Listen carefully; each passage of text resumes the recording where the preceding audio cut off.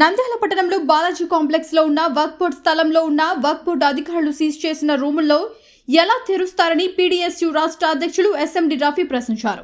ఈ సందర్భంగా పీడీఎస్యూ రాష్ట్ర అధ్యక్షులు రఫీ మాట్లాడుతూ మౌలానా ముస్తాక్ అహ్మద్ 2019 సంవత్సరంలో తెలుగుదేశం పార్టీ అధికారంలో ఉన్నప్పుడు లీజ్ తీసుకొని డబ్బులు కట్టలేదని, 2023 సంవత్సరం జనవరి 17 తేదీన డబ్బులు కట్టలేదని వర్క్ బోర్డు అధికారులు వచ్చి పోలీసులు, రెవెన్యూ అధికారులతో కలిసి రూములకు సీజ్ చేయడం జరిగింది. కానీ నేడు అధికార పార్టీ అండాదండ చూసుకొని రాష్ట్ర minority finance corporation chairman Maulana Mushtaq Ahmed తన రాజకీయ అండతో అధికారులు సీజ్ చేసిన రూముల్లో తాళాలు పగలగొట్టి తన కార్యాలయంగా మార్చుకోవడం జరిగింది.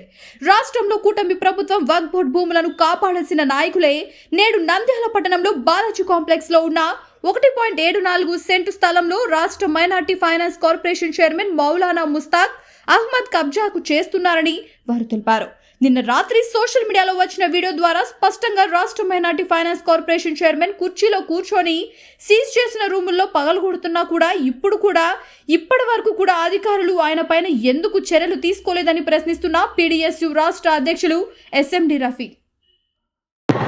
రాష్ట్ర మైనార్టీ ఫైనాన్స్ కార్పొరేషన్ చైర్మన్ నిన్న రాత్రి ఒక వీడియో ద్వారా సోషల్ మీడియా ద్వారా బయటికి రావడం జరిగింది.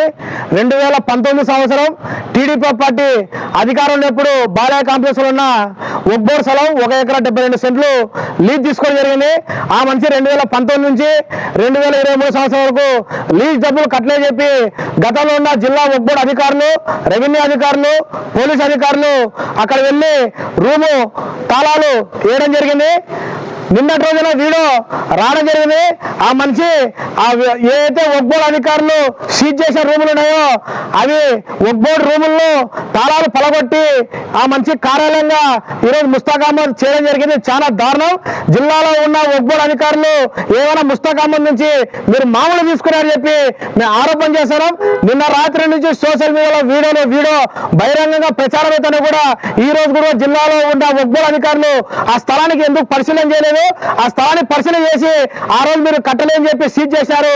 ఈ రోజు ఆ మనిషి దర్జాగా బీగాలు బలగొట్టారు. మళ్ళీ మీరు సీజ్ చేసి ఆ మనిషి మీద క్రిమినల్ కేసు నమోదు చేసి డిమాండ్ చేస్తారు. ఈరోజు సామాన్య ప్రజలు చిన్న సంఘటన చేస్తే ఒక్బోర్డ్ అధికారులు వాళ్ళ మీద పోయి భయాందోళన గురి చేసి ఒక్బోర్డ్ స్థలాలు మీరు ఎలా కడతారని చెప్పి రైతుల సమీక్షల్లో చాలా బిల్లులు కుప్పకుండా జరిగింది. ఈరోజు మీరు చైర్మన్ గారా ఎందుకు పోవాలని చెప్పి జిల్లా ఒక్బోర్డ్ అధికారులు మేము ప్రశ్నిస్తున్నాం. వాళ్ళ నుంచి ఏమైనా మామూలు పుట్టాయని చెప్పి మేము ప్రశ్నిస్తున్నాం. తక్షణమే రాష్ట్ర ముఖ్యమంత్రి అధికారం వచ్చే సంవత్సరం అయింది, మాది ప్రజల పాలన అని చెప్పి మేము సంశయం చేశామని చెప్పి ప్రజలకు గొప్పలు చెప్పుకుంటాం. వాళ్ళ మినిస్టర్లు, వాళ్ళ ఎమ్మెల్యేలు గడప సందు వీధి తిరుగుతున్నారు.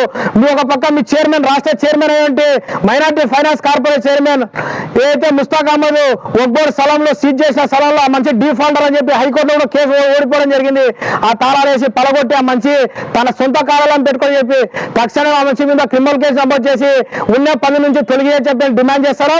దీన్ని తక్షణమే రాష్ట్ర ముఖ్యమంత్రి, అలాగే ఉప ముఖ్యమంత్రి, విద్యాశాఖ మినిస్టర్, అలాగే నంద్యాలలో ఉన్న మైనార్టీ శాఖ మినిస్టర్ ఫారూక్ గారు తక్షణమే స్పందించి ఆ స్థలాన్ని కాపాడాలని చెప్పి కోరుతున్నాం. గతంలో కూడా మేము అనేక దశాబ్దాలు కూడా ఉర్దూ జూనియర్ కళాశాల బాలయ్య కాంప్లెక్స్ లో ఒక్బోర్డ్ స్థలం పెట్టాలని చెప్పి కోరడం జరిగింది, డిమాండ్ చేయడం, పోరాటాలు చేయడం జరిగింది. ఇప్పటికైనా రాష్ట్ర ముఖ్యమంత్రి స్పందించి పాలిటెక్నిక్ గర్ల్స్ కాలేజీలో ఉన్న రూమ్ ను తీసుకొని అక్కడ ఉర్దూ కళాశాల కట్టాలని డిమాండ్ చేస్తున్నాం. ఈ స్థలాన్ని కాపాడకపోతే అధికార పార్టీ నాయకులు తక్షణమే వీళ్ళ మీద దశలవారీ ఆందోళన కార్యక్రమం శ్రీకారం చుడతామని హెచ్చరిక జారీ చేస్తున్నాం. నా పేరు ఎస్ఎండి రఫీ, ప్రగతిశీల ప్రజాస్వామ్య విద్యార్థి సంఘం పీడీఎస్ రాష్ట్ర అధ్యక్షులు. వివిడి న్యూస్ టీవీని తక్షణమే సబ్స్క్రైబ్ చేసుకోండి. నోటిఫికేషన్ కోసం బెల్ ఐకాన్ క్లిక్ చేయండి. మరిన్ని అప్డేట్స్ కోసం ప్రతి ఒక్క కుటుంబానికి ఉచిత ప్రకటనలు వచ్చే విధంగా మీకోసం మీ ముందుకు వివిడి న్యూస్ టీవీని ఏపీ ఫైబర్ నందు 99వ ఛానల్ మరియు యూట్యూబ్ నందు వీక్షించెదరు.